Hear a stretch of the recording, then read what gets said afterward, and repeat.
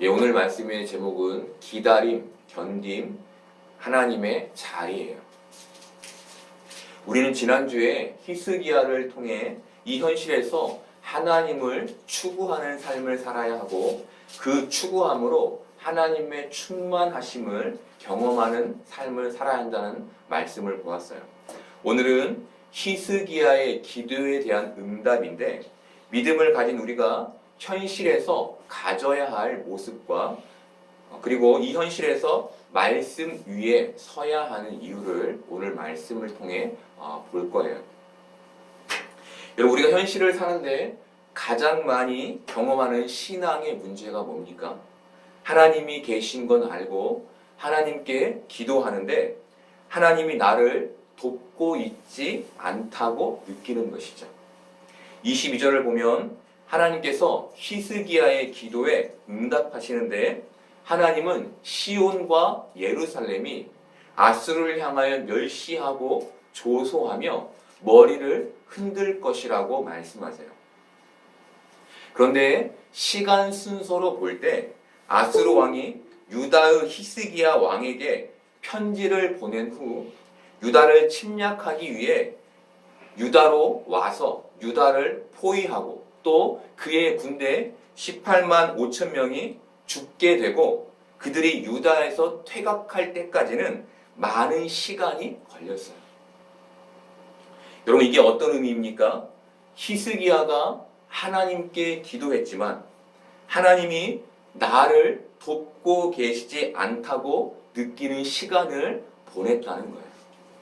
기도의 응답은 즉시 이루어졌는데 그 말로 히스기야의 귀에 들렸는데 그 현실은 하나도 바뀌지 않은 그 시간을 히스기야는 믿음으로 견뎌야 했던 거예요.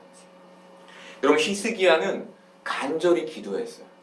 그의 기도가 거짓이 아니었고 그의 마음은 하나님께 온전히 쏟아졌어요. 그리고 또 하나님의 응답까지 받았는데 그 주위의 현실에는 아무런 변화도 일어나고 있지 않은 거예요. 여러분, 우리가 이런 시간을 자주 보내죠. 그런데 우리가 이런 시간을 보내며 갖게 되는 게 뭡니까? 마음에 믿음의 의심이 생겨나는 것이죠. 과연 하나님이 나를 돕고 계신지, 하나님이 나와 함께하고 계신지 의심하게 되는 거예요. 그런데 우리가 가져야 하는 신앙의 모습은 뭡니까?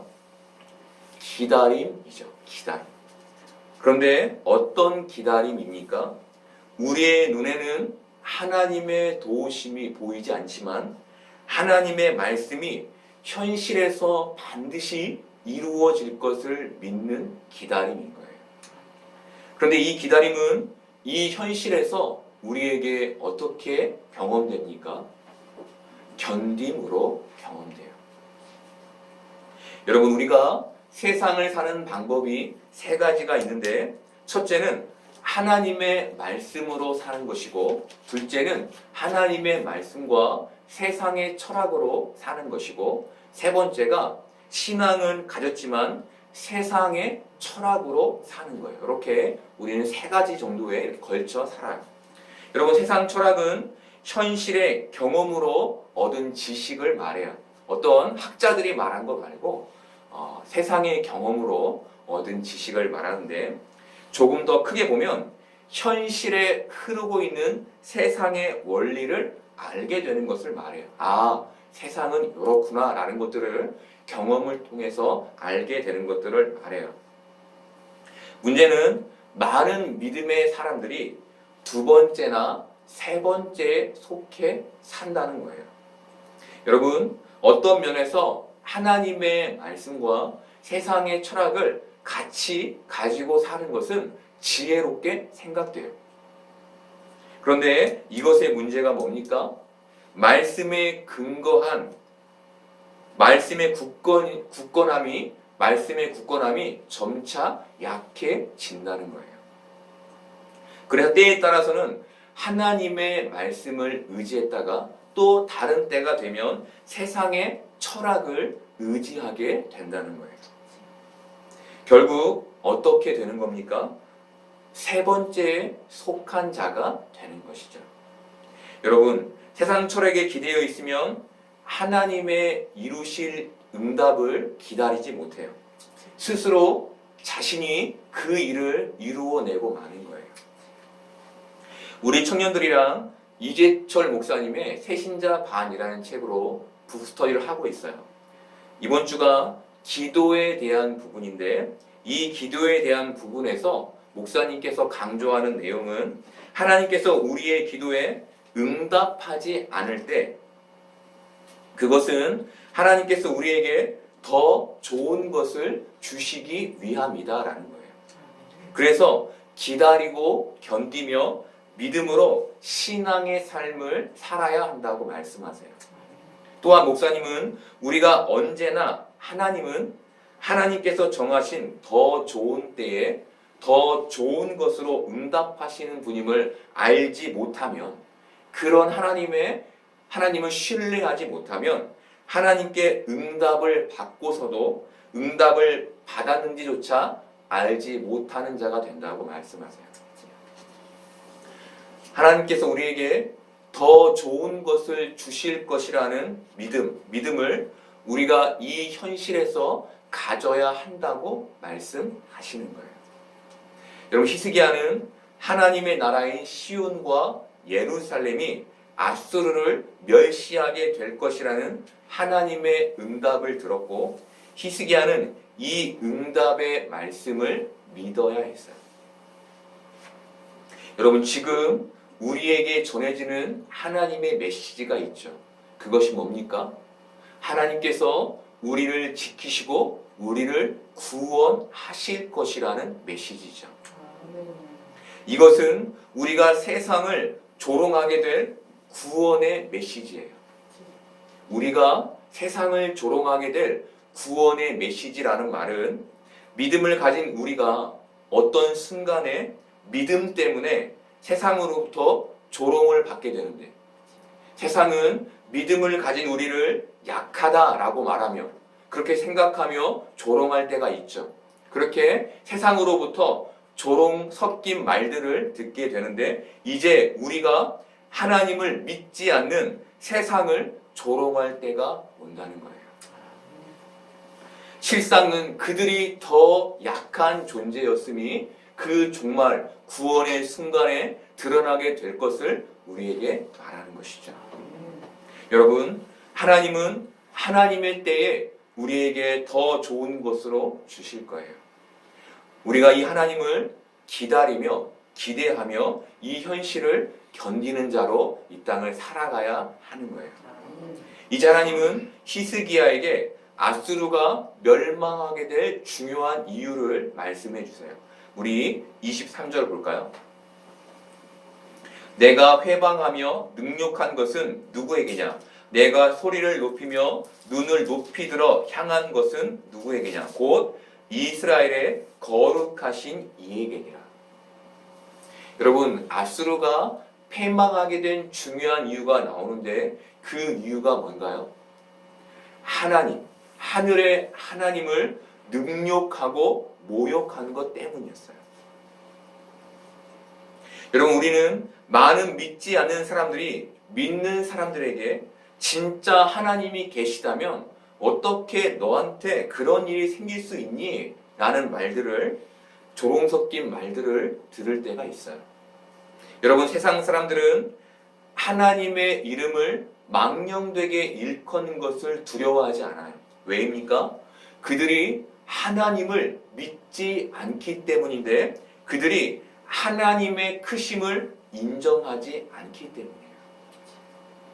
그런데 너무나 애석하게도 우리는 이게 세상 사람들에게만 있는 말이 아닌 것을 불과 얼마 전에 어떤 목사가 하나님도 내 말 안 들으면 죽어 라는 말로 우리는 들었어요.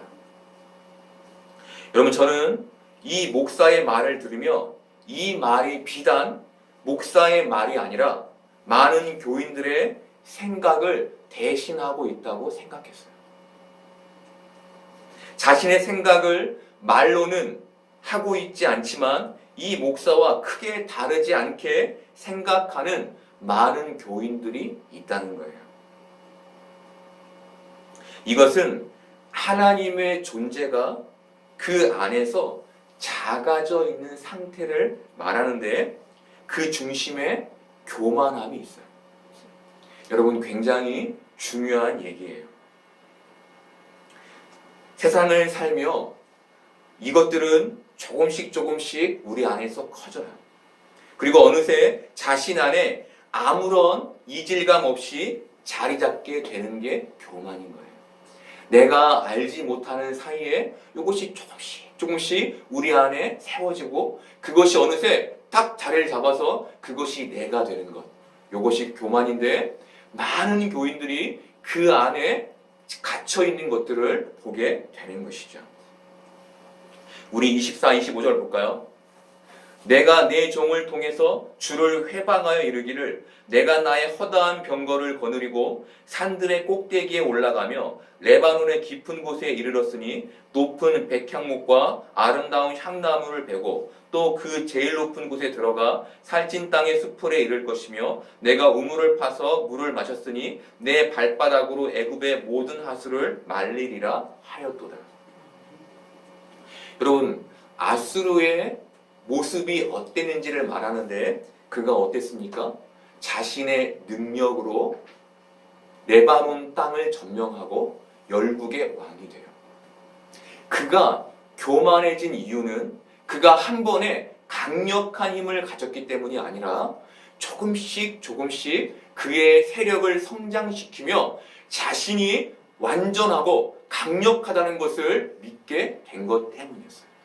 그래서 그가 교만해지게 된 것이었죠. 여러분, 앞에서 세상의 철학을 의지하는 사람을 말씀드렸는데 왜 이들이 세상의 철학을 의지하게 된 겁니까? 자신이 경험한 세상의 경험이 쌓여 말씀보다 그 경험이 앞서게 됐기 때문이에요. 나는 잘 알고 있고 나는 지혜롭다고 생각하는 그 생각이 말씀을 앞서다 보니 하나님의 말씀보다 세상의 철학을 더욱 의지하게 된 것이죠.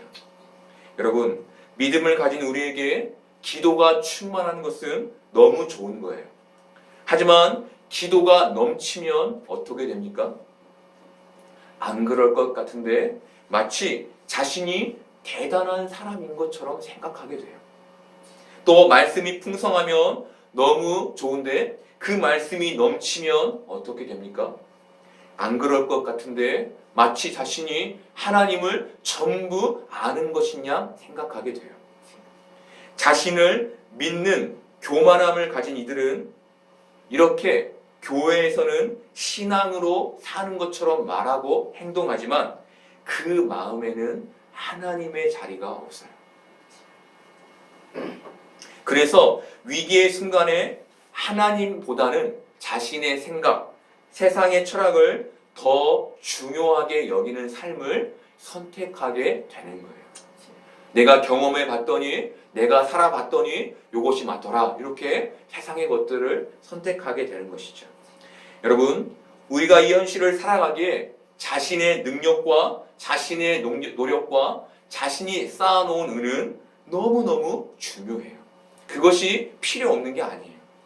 그런데 우리는 그것이 하나님이 나에게 주신 은사이며 그것이 나의 영광이 아닌 하나님의 영광에 쓰여야 함을 잊으면 안 되는 거예요. 여러분, 지혜는 늘 탐스러운 것 같아요. 저는 늘 제가 지혜롭지 못한 것 때문에 하나님께 그 지혜를 늘 간구해 왔어요. 그런데 어느 때가 됐을 때 그 지혜가 하나님보다 앞서고 있는 것을 보게 됐어요. 여러분, 바울은 선줄로 생각하는 자는 넘어질까 조심하라고 말해요. 우리 고린도전서 10장 1절부터 12절까지를 볼까요?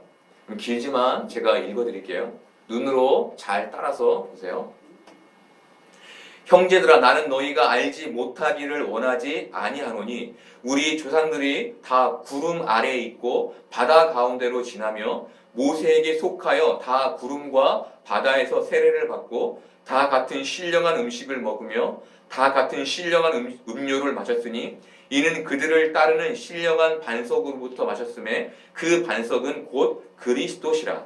그러나 그들의 다수를 하나님이 기뻐하지 아니하셨으므로 그들이 광야에서 멸망을 받았느니라.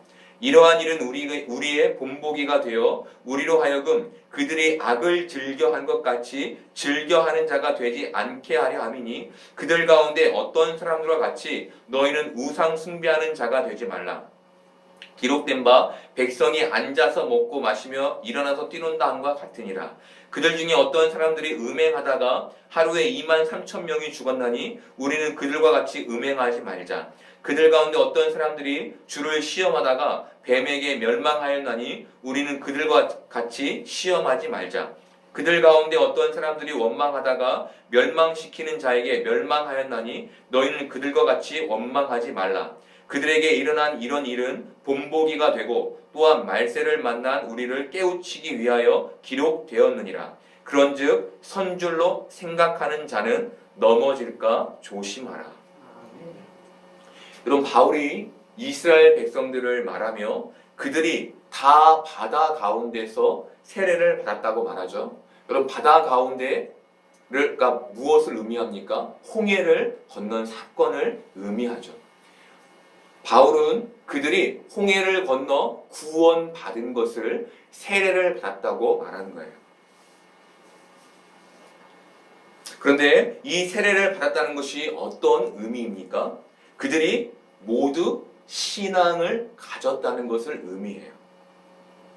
그런데 이들은 광야 가운데에서 죄 가운데 서는 죄악을 범해요.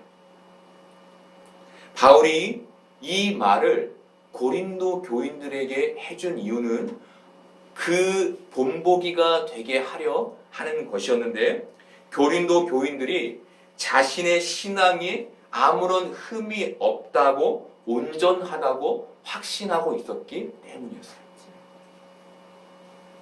바울은 이들이 자신의 죄 가운데 빠지지 않게 하기 위해 이 말을 한 거예요. 여러분, 죄는 어느 순간 우리 안에 들어와 그것이 죄인지 아닌지 구분하지 못하게 우리 안에 녹아들어요. 그리고 어떻게 합니까? 스스로 그 안에 그 죄를 세워가는데 그 죄가 죄인지를 모르게 해요. 바울은 고린도 교인들에게 그리고 우리에게 그 죄 안에서 선줄로 생각하지 말고 넘어질까 조심하라고 말하는 거예요. 여러분, 우리는 우리의 신앙을 확신하는 자들이 아니죠. 우리는 우리의 노력으로, 우리의 힘으로 우리의 신앙을 가진 자들이 아니에요. 우리는 예수 그리스도를 믿음으로 우리의 신앙을 가진 자들이에요. 그래서 우리는 어느 때건 우리의 신앙을 장담하면 안 되는 거예요. 늘 많은 사람들이 자신의 신앙을 장담할 때 그 근거가 어디에 있습니까? 자신의 노력에 있죠. 나는 40일을 금식했고, 나는 700일을 새벽 예배를 빠지지 않았고, 나는 며칠을 기도했고, 이런 것들이 다 자신의 근거가 돼요. 믿음의 근거가 되어 자신의 믿음에 확신하는 거예요. 그런데 우리는 여러분, 그런 행위의 근거에서 믿음을 가진 자들이 아니라 예수 그리스도에 근거하여 믿음을 가진 자들인 것이죠. 그런데 하나님께서 아수르의 멸망을 말씀하시며 어떤 말씀을 하십니까? 26절 볼까요? 내가 어찌하여 듣지 못하였느냐? 이 일들은 내가 태초부터 행한 바요 상고부터 정한 바로서 이제 내가 이루어 내가 견고한 성읍들을 헐어 돌무더기가 되게 하였노라. 하나님이 아수르에게 뭘 말씀하십니까? 아수르가 열국 중에 강해진 것, 아수르가 열국들의 견고한 성들을 돌무더기가 되게 한 것, 아수르가 열국을 멸망시키게 된 것이 열국의 약함에 있는 것이 아니라 하나님의 계획에 있었다고 말씀해 주시는 거예요. 아수르가 강력해서 그 땅을 점령한 것이 아니라 하나님의 계획이 있었기 때문에 그런 일들을 이룰 수 있었다고 말해 주시는 거예요. 여러분, 하나님께서 히스기야에게 다시 한번 뭘 말씀하시는 겁니까? 세상을 움직이시는 이가 누구인지를 다시 한번 말씀해 주시는 거예요. 여러분, 정말 오랫동안 이 앞에 도로가 나고 있는데 이것 때문에 제가 굉장히 예민했었어요. 제가 왜 이렇게 예민했는지를 생각하며 저는 이 일이 제때에 제대로 되지 않은 것으로 인해 예민했다는 것을 알게 됐어요. 그래서 이 문제를 가지고 하나님께 기도했는데 하나님께서 제게 주신 마음은 그 일을 붙잡지 말고 하나님께 내려놓으라는 것이었어요.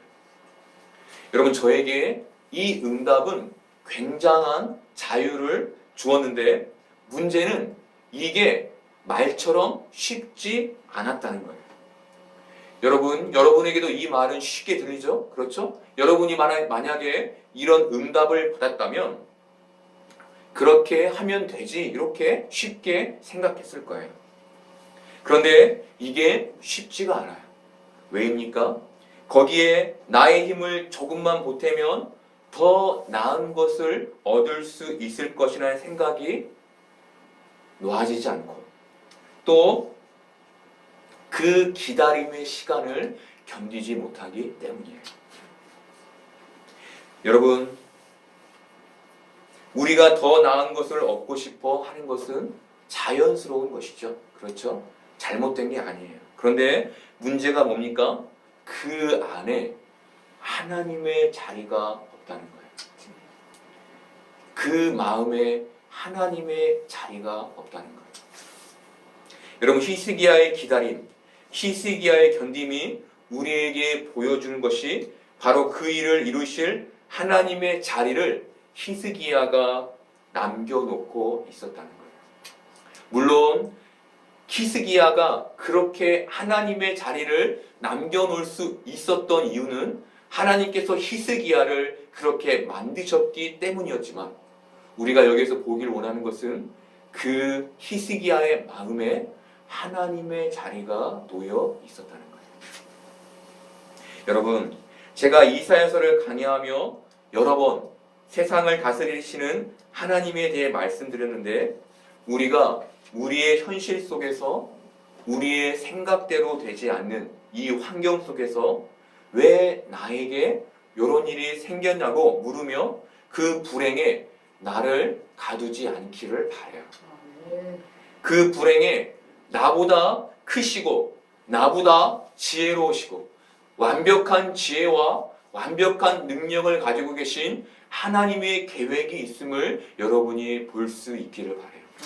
당장 그 초조함이 우리 안에 사라지진 않겠지만 그 두려움이 우리가 그 두려움을 벗어나지는 못하겠지만 점차 우리의 눈이 열려서 믿음으로 하나님의 그 계획하심과 하나님의 그 일하심을 볼 수 있기를 바라요. 저는 여러분이 알다시피 투석을 받고 있어요. 처음 투석을 받을 때 많은 사람들이 제게 4년에서 5년이면 이식을 받을 것이라고 말해 주었어요. 그런데 지금은 7년에서 8년 정도가 걸린다고 말해요. 앞으로 저는 2, 3년 정도를 더 기다려야 이식을 받을 수 있는 거예요. 저는 이 시간이 사실 굉장히 힘겨웠어요. 그런데 말씀을 묵상하고 말씀을 보며 제가 깨닫게 된 것은 이 시간이 저에게 유익한 시간이라는 거예요. 지금 제가 요 시간이 굉장히 어려운데 하나님 보시기에는 이 시간이 유익한 시간이기 때문에 저에게 허락하고 계신다는 거예요.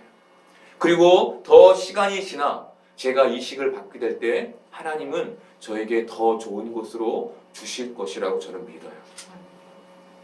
여러분, 하나님께서 우리에게 더 좋은 것으로 주실 줄 우리가 믿기를 바라요. 우리에게도 저와는 다르지만 우리를 힘들게 하는 문제들을 다 가지고 계시죠. 그렇죠. 왜 지금 이렇게 힘든지 우리는 알 수 없어요.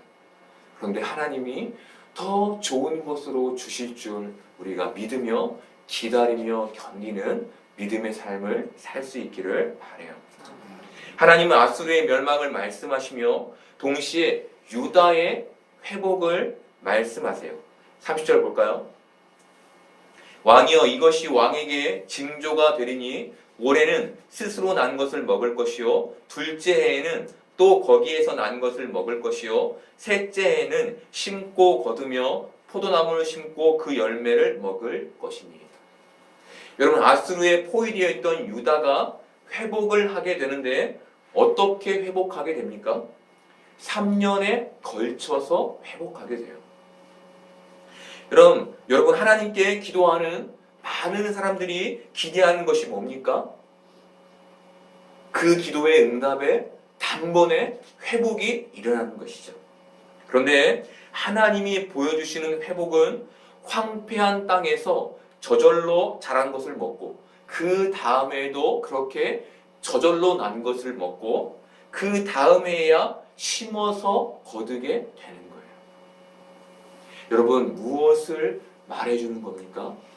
하나님의 때를 말해주는 거예요. 막 이루어지고 막 될 것 같지만 하나님은 우리에게 그렇게 허락하지 않으시고 그 기다림의 시간, 그 견딤의 시간을 우리가 꼭 갖기를 바라신다는 거예요. 그런데 이것은 현실의 회복만을 보여주지 않아요. 이것은 영적인 회복도 보여줘요. 31, 32절을 볼까요? 유다 족속 중에 피하여 남은 자는 다시 아래로 뿌리를 받고 위로 열매를 맺으리니 이는 남은 자가 예루살렘에서 나오며 피하는 자가 시온산에서 나올 것임이라. 만군의 여호와의 열심히 이를 이루시리이다. 여러분 하나님께서 이 현실 속에서 하나님의 나라를 이루어 가시는데 그 모습이 우리의 눈에 더디 보일 거라는 말이에요.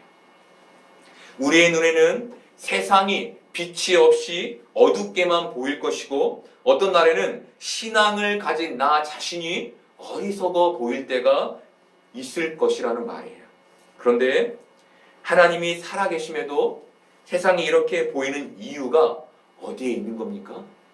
하나님의 계획에 있는 거예요. 여러분 이것을 우리가 보기를 바라요.